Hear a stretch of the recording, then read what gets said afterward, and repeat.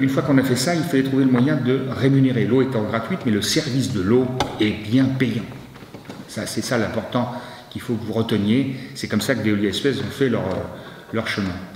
Donc une fois qu'on a trouvé que c'était la facture et non pas l'impôt qui allait payer le problème de l'eau, Napoléon III, le 14 décembre 1853, crée la première société de production et de distribution d'eau potable dans le monde, qui va s'appeler entre 1853 et 1998 la Compagnie Générale des Eaux, qui apparaît d'ailleurs dans un certain nombre de jeux comme une société un peu publique. Elle n'a jamais été publique, elle a toujours été privée, puisque dans son premier conseil d'administration, il y avait 9 personnes, tous banquiers d'empire, dont 2 personnes célèbres, le baron Rothschild et le baron Seyer, dont l'un de ses descendants sera président du CNPF. Et ces 9 personnes étaient tous aussi actionnaires du PLN, du Paris Lyon-Marseille.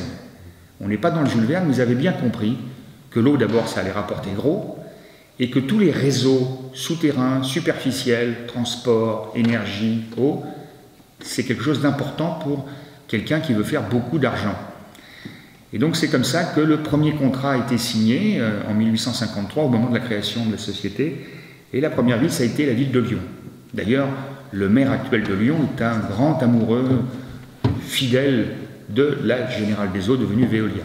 Il a signé encore là pour un petit paquet d'années, en décidant évidemment démocratiquement, tout seul, ou en faisant pression sur ses élus de gauche, en disant « si vous n'êtes pas avec moi, vous n'aurez pas votre délégation ».